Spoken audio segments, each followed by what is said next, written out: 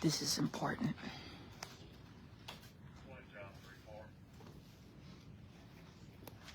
Commissioners, I'm Jose Lopez, the president of HCDO-FOP. I met with each of you and I appreciate your time. I'm not here for the politics nor to be divided. I'm here representing 3,800 of our members who put their lives on the line to protect over 2 million residents of unincorporated areas of Harris County. Let's be clear, Houston's making bold moves. CSHB 2688 just cleared the Senate Finance Committee, significantly enhancing HPD's retirement benefits. HPD will soon be more competitive, more attractive. Their chief said out of 200 visits to their recruitment website, 75 came from Harris County Sheriff's deputies. This is not just data, this is a warning. We're behind and the gap is growing. If we don't close it, public safety will continue to decline and the residents of this county will be the ones mostly affected by this. Open for any questions. Thank you. Thank you.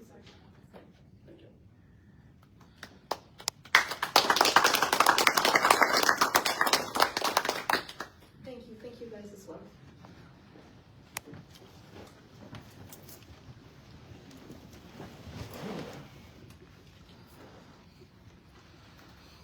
Go ahead, sir. Yes. Good morning, I'm Deputy Lee Nino, and I'm with the CLEAT, which is our Harris County Constable Department, the Harris County Deputy Constables Association, and I've been a member here for over 6 years. We're here today to, again, emulate what the Sheriff's Department is doing. We need more money. Our department is like a revolving door. Everything we're doing, we're training for another department.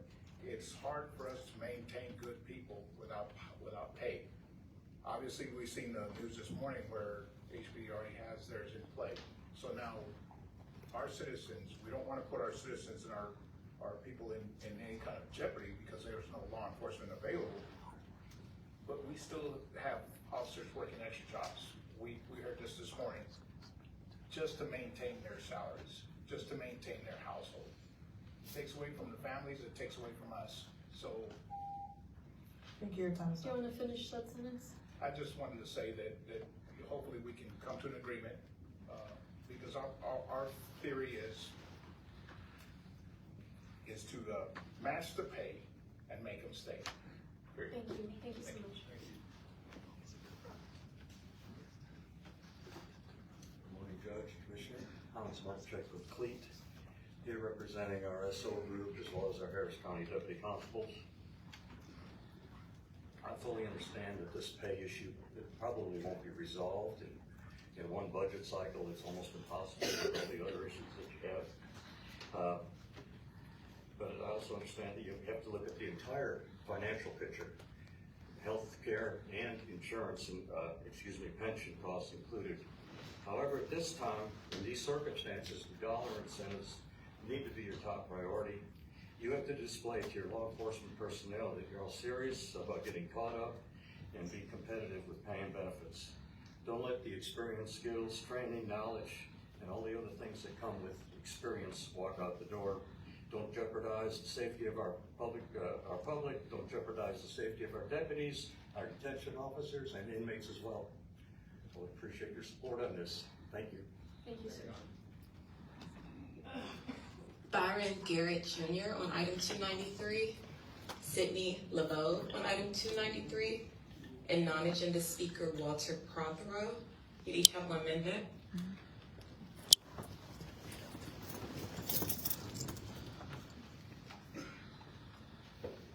Folks who are in the audience, we appreciate your support for the speakers. Generally speaking, I'm very consistent across the board about not hooting and hollering and clapping unless it's like a resolution. So if you guys wouldn't mind, just so I can enforce that fairly. But I understand your support for the speakers. Go ahead, sir. Hello, my name is Byron Garrett Jr., and I'm here to emphasize the critical need for an immediate action. Yesterday, HPD Chief Diaz revealed that more than 70 deputies have already completed the QR code expressing their desire to transfer to HPD. I have personally received numerous calls from deputies who are planning to leave, and I even had one ask me to list me as a reference. We're on the verge of a staffing crisis. With the summer approaching, ISD police departments will begin recruiting aggressively to prepare for the new school year. This will continue to draw deputies away from HCSO if we don't respond now. Pay parity is not an option, it is essential. Without it, we will see deputy leaves in droves, leaving our streets vulnerable and communities underserved. Our current step increase system is unsustainable. As a supervisor, I must wait 7 years before I receive another step increase. This is not normal. No other major law enforcement agency impose such long delays. This structure is demoralizing. Go ahead, sir, you can finish. This structure is demoralizing and direct to our retention. The damage extends to our recruiting level. I recently spoke with a background investigator who confirmed that HPD's new pay scale was announced. HCSO recruits began counseling their interviews. Our pay scale is no longer competitive, and potential hires are walking away before they even step in the door. If we don't act now, this will escalate into a county-wide emergency. Pay parity must be addressed immediately to ensure we retain deputies, so we can make sure HCSO is the brightest and the strongest department. And once again, I want to say thank you guys for letting me speak and giving me that extra minute. And thank you. We really do need this pay parity, and we really do want to be here. But unfortunately, Thank you. if we don't get it, No, we hear you.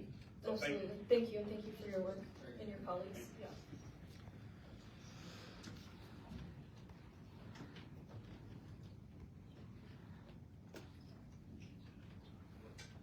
Good morning, my name is Stephen Lopez. I'm here with the Harris County Deputy Organization. As a frontline supervisor of a specialized unit, I see firsthand what's happening. It's not just a problem, it's a crisis. The pay raises HPD was a focus in the end. The real issue is the compromise due to the exodus of people that we're losing because of the pay. This is really compromising safety. I have had approximately 60 employees approach me and say they're leaving, not just to HPD, but to DPS, Baytown, anyone else that is paying me. These deputies have 15, 20 years of experience.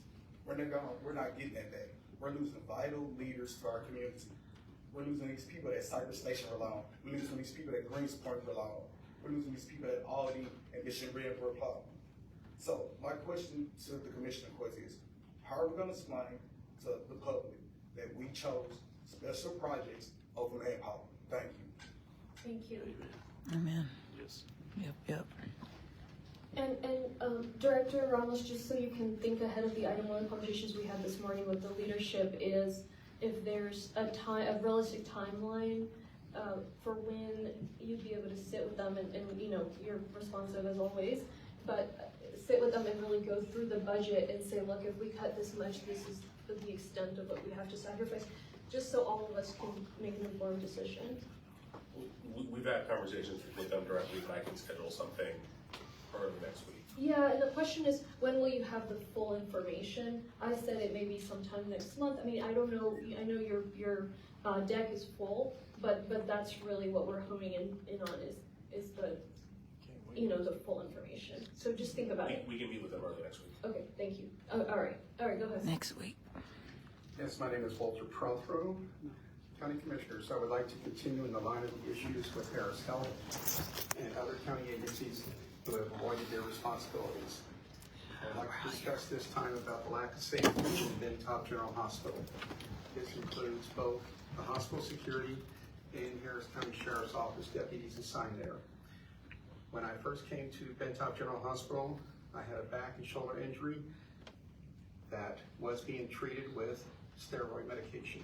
However, I had a bad reaction to the medication, which I had never taken before. Instead of treating me for this reaction, the doctor at that time selected to entertain himself, as the nurse put it. After reading my chart aloud to other patients and dancing around, I stated I was going to report him. He then came over and physically assaulted me and made threats. I did try to report this to the hospital security with no avail, then to a deputy nearby. However, the deputy said he would never file a report. Go ahead, sir. If you want to finish your sentence. Okay, just the last sentence here. However, the deputy said he would never file a report on a doctor at Bentop. It did not matter if he injured me or not. This was the first instance I had ever encountered. Allegedly. I don't know if this is true. I don't know what this guy's talking about. The rest of Everything is allegedly, whatever he just said. Non-agenda speakers Linda Gamble, Tahir Charles, and Renee Griffin.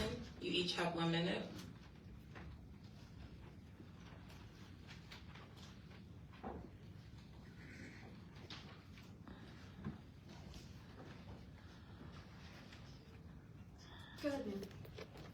morning, Judge. Good morning, Commissioners.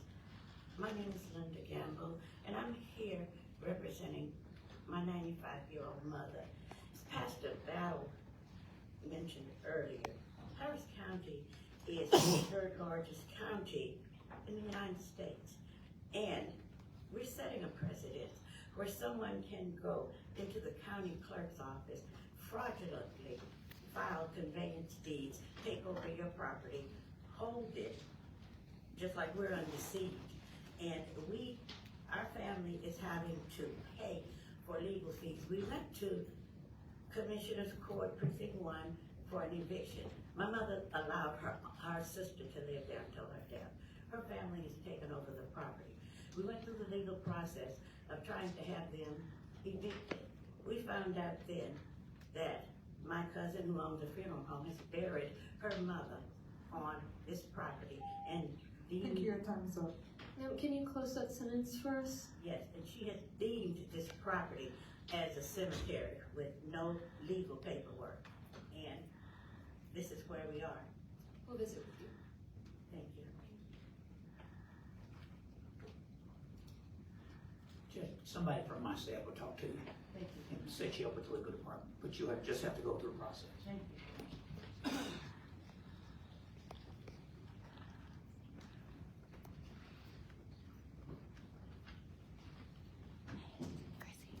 Good morning. I'm an elected official for Harris County, WCID 89, and I'd like to say thank you to all the constables for the hard work that you do. But most importantly, Sir, will you state your name for the record? Tahir Charles. Yes. To the constables, thank you for the work that you do, but be very careful if you're going down the streets of Cullen, Scott, and Furman Road. We've submitted these pictures in 2023. We need streetlights down these roads. And this has been an ongoing problem. If the constables ever need support, we have to pull over with our cars and shine the lights so they can do their investigation. There was just an incident this past weekend, we had to do the same thing for them. I'd like the president to thank Commissioner Briones. I saw this on the news. I'm not sure how true it is, but I want to say thank you for helping put those sidewalks in with $20 million. I'd like to know, what did the parents say to you? Because perhaps I'm saying the wrong thing for my district. This has been going on for the past 10 years. And we need streetlights. Period. Thank you, your time's up. We do need street lights. I agree 100%.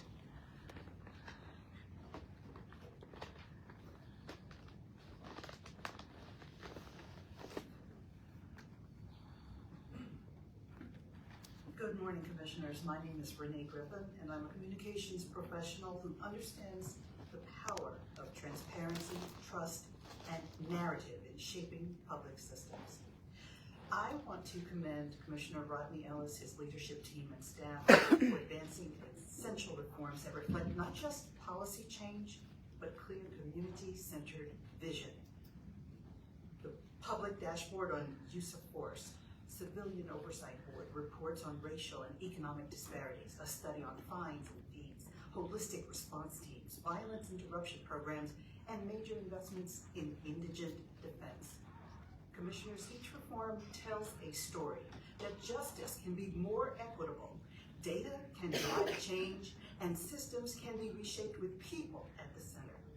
Commissioner Ellis is communicating that story through action and is one from which our entire community benefits. Sunday will mark Thank you, your Go time's ahead, up. ma'am, if you want to wrap up. Sunday will mark 5 years since the death of George Floyd. Monday will be Memorial Day, leading into this weekend as we honor those who gave their lives for our nation's highest principles of liberty, freedom, equal justice, and opportunity. May we continue striving to uphold those principles here in Harris County. Thank you. Thank you. Judge, that's all the speakers. Okay, thank you so much. Thank you to the speakers.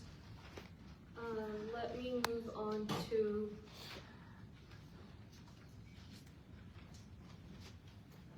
public hearing. We heard the speakers. Public hearings, let me just go through this really quickly. We have 3. So next we have a public hearing for item 233 in the public hearings on page 30. I now open the public hearing to consider approval for the revision of the subdivision plat entitled Will Dry Section 1. Is there anyone who'd like to speak for or against this item? Seeing no one, I now close this public hearing. Is there a motion on this item? Motion by Commissioner Garcia, second by Commissioner Ellis. All in favor? Aye. Any opposed? Motion carries unanimously. Next, there's a correction on item 234. We need to change precinct 3 to precinct 4. And so now we have a public hearing for corrected item 234 on page 30, public hearings. I now open the public hearing to consider approval for the revision of the subdivision plat entitled Will Drive Section 2. Is there anyone who would like to speak for or against this item? Hearing none, I now close this public hearing. Is there a motion on this item? So moved. Motion by Commissioner Brenes, second by Commissioner Garcia. Having been moved and seconded, all in favor? Aye. Any opposed? Motion carries unanimously. Item 235. Judge, I just want to verify. I believe 233 was also changing from precinct 3 to precinct 4. Oh, thank you. Okay, yes. Do I need to take a vote on that again or leave it? No, that's fine, just make sure we announce it, that it's voted. So item 233 also had a typo. 233, 234, and 235. 233, 234, and 235 all need to say precinct 4 where it says precinct 3. Okay, so moving on to 235, and again, it should say precinct 4 instead of precinct 3. We have a public hearing for item 235, and the public hearing is on page 30. Now I'm opening the public hearing to consider approval for the revision of the subdivision plat entitled Will Drive Section 3. Is there anyone who'd like to speak for or against this item? Seeing none, I now close this public hearing. Is there a motion on this item? So moved. Motion by Commissioner Brenes, second by Commissioner Garcia. All in favor? Aye. Any opposed? Motion carries unanimously. Thank you. So now let's move on to the consent agenda process. So first, I'm going to look at items that need minor changes. So item 3, that's on my agenda, 30th anniversary of the Children's Assessment Center. We're requesting no action. Item 30, that's a precinct 4 item. We need to add a comma after 21.415%. And then it should say, subject to a revision of the scope.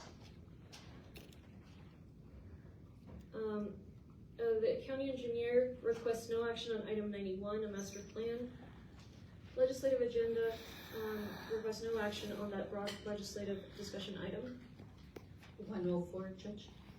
104 on page 12.